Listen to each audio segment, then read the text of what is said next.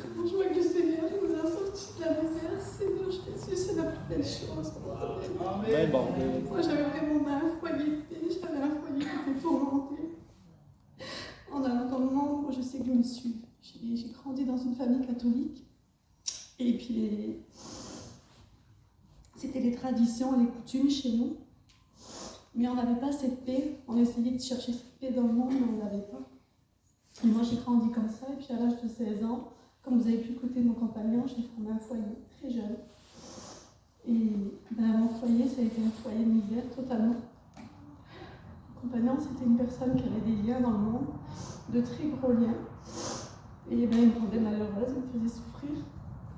Et quand je regardais autour de moi, que je voyais les chrétiens, qui avaient cette paix, chez moi je ne l'avais pas, j'étais attristée au fond de mon cœur. Je disais, Seigneur, j'ai pas formé un foyer pour faire ça. J'ai formé un foyer pour avoir la paix, être seule, comme tout le monde, vivre normal. Et ça, moi, je ne le connaissais pas dans mon foyer. Et ça a duré des années, ça a duré plus de 16 ou 17 ans. Et ça a vraiment été difficile pour moi et pour mes petits. Et on a passé par une séparation de mon compagnon parce qu'au bout d'un moment, à force d'aller au puits, comme on dit, la corde se casse. Et puis j'arrivais plus à supporter. Et à travers cette séparation-là, moi j'ai rencontré Dieu. J'ai fait une expérience à Dieu, comme vous avez pu l'écouter dans le témoignage de mon mari tout à l'heure. Et ça fait 9 ans que je suis chrétienne, que je fais les choses de Dieu avec des hauts et des bas. Et je peux vous dire que le Seigneur, il a toujours été à mon écoute. Mais la chose la plus importante dans les choses de Dieu, c'est de ne pas négliger la prière. Il y a quelques temps en arrière, je me suis effondrée pendant un mois, j'étais vraiment plus bas. J'étais découragée. Je regardais autour de moi et puis je n'arrivais pas à trouver. Je me disais, Seigneur, pourtant je suis chrétienne, tu as sauvé mon foyer, tu m'as sortie de la misère. Et en ce moment, je dis, je suis à terre et je n'arrivais pas à comprendre pourquoi. J'avais l'impression que les batteries étaient vidées.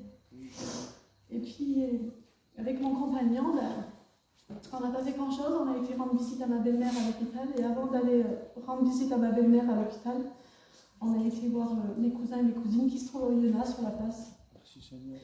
Et un mot a suffi, un petit mot a suffi pour allumer la flamme que j'avais dans mon cœur. Gloire à Dieu. Je remercie Dieu pour ça parce que le Seigneur m'a fait comprendre de là où je sortais, de là où j'étais venue, et puis il m'a dit, Seigneur, dans mon cœur, lâche pas Dieu pour les choses qui t'entourent, parce que l'important c'est moi, c'est Jésus. Alors je me suis remis en question, j'ai dit, Seigneur, non, je ne peux pas t'abandonner tous les bienfaits que tu as fait faire dans mon foyer. Donc je me suis remis à prier. Et j'ai vu que la prière que j'ai demandée à Dieu, elle a été efficace 2 jours après. 2 jours après, le Seigneur, il a entendu ma prière. Et je vous le dis la vérité devant Dieu, que ça fait 9 ans que je suis chrétienne.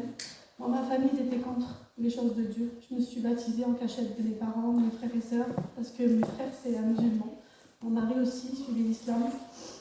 Et je peux vous dire sincèrement que le Seigneur, il ne m'a jamais déçu. On a des hauts et des bas, mais le Seigneur, il est toujours à notre écoute. Il suffit de lui demander sincèrement. Et je demande à Dieu que chaque personne qui soit ici, présente ce soir, qu'elle fasse une expérience avec le Seigneur. Le Seigneur ne le déçoit jamais. Gloire à Dieu. Amen, Seigneur. Merci, Seigneur.